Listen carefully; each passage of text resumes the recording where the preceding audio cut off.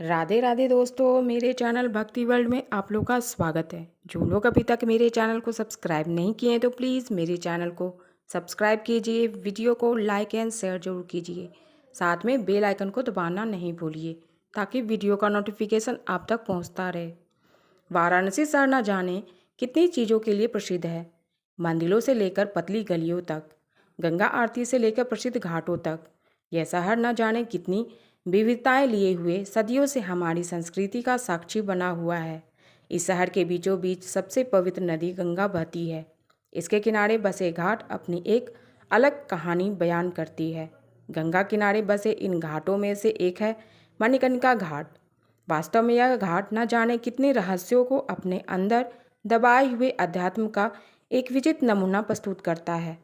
इस घाट में जहाँ एक तरफ चिताओं की अग्नि कभी बुझती ही नहीं है, वही ना जाने कितनी रहस्यमयी घटनाएं होती है। इतनी विचित्रताओं की वजह से इस घाट में आखिर ऐसा क्या खास है जो इसे दूसरे घाटों से अलग और विचित्र बनाता है। आइए जानें वाराणसी के मणिकर्णिका घाट से जुड़े कुछ रहस्य और विचित्र तथ्यों के बारे में। मणिकर्णिका घाट का इतिहास। मणिकर्णिका घाट वाराणसी के सबसे पुराने घाटों में से एक है और हिंदू धर्म में पवित्र शास्त्रों द्वारा इसे अन्य घाटों में सर्वोच्च स्थान दिया गया है। ऐसा माना जाता है कि अगर यहाँ किसी व्यक्ति का अंतिम संस्कार किया जाता है तो उसे तुरंत मोक्ष की प्राप्ति होती है, अर्थात इस स्थान पर अंतिम संस्कार होने पर व्यक्ति सीधे स्वर्ग को जाता है। पुराणों में भी यह भी बताया गया है कि स्थान पर आकर मौत भी दर्दहीन हो जाता है। इसका मतलब हुआ कि इस स्थान पर जिस भी व्यक्ति की मृत्यु होती है उसे किसी भी दर्द की अनुभूति नहीं होती है। यह सिंधिया घाट और दशाश्वमेध घाट दोनों के बीच बसा हुआ है। इतिहास की बात करें तो इस शहर में मौजूद सबसे पुराने घाटों में से एक है। वास्तव में मणिकर्णिका घाट का उल्लेख 5वीं शताब्दी के एक गुप्त अभिलेख में भी मिलता है। हिंदू धर्म में भी इसका सम्मान किया जाता है। मणिकर्णिका घाट की पौराणिक कथा प्रचलित है। इस कहानी में ही इस घाट का मणिकर्णिका नाम पड़ने का कारण भी छिपा है।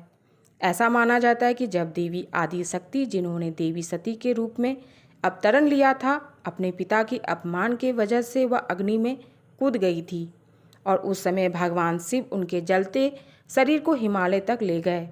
उस समय भगवान विष्णु ने भगवान शिव की दुर्दशा को देखकर अपना सुदर्शन चक्र देवी आदि शक्ति के जलते हुए शरीर पर फेंका, जिससे उनके शरीर के 51 टुकड़े हो गए।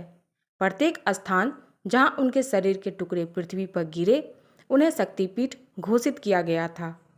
उसी समय मणिकर्णिका घाट पर माता सती की कान की बालियां गिरी, इसलिए इसे एक शक्तिपीठ के रूप में स्थापित किया गया और इसका नाम मणिकर्णिका रखा गया, क्योंकि संस्कृत में मणिकर्ण का अर्थ है कान की बाली।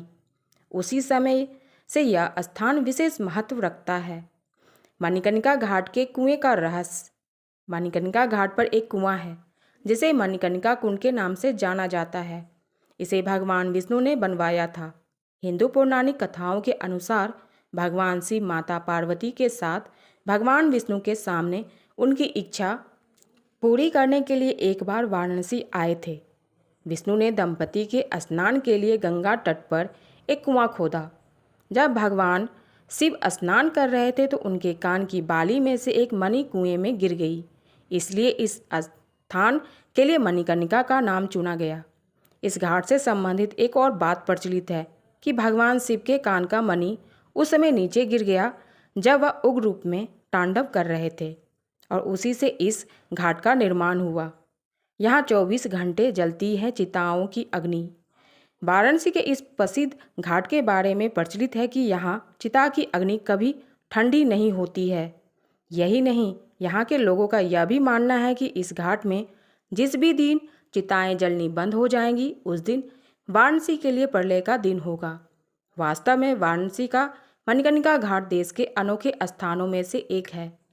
जी हाँ, ना जाने कितनी विविधताओं को समेटे हुए है। जीवन की वास्तविकता का अद्भुत नज़ारा देखने आपको भी एक बार इस घाट के दर्शन के लिए जरूर जाना चाहिए। अगर आपको यह जानकारी अच्छा लगा हो तो इसे शेयर जरूर करें। साथ में चैनल को सब्सक्राइब करें, वीडियो को लाइक और शेयर करें, साथ में बेल आइकन को दबाना नहीं भूलें। धन्यवाद।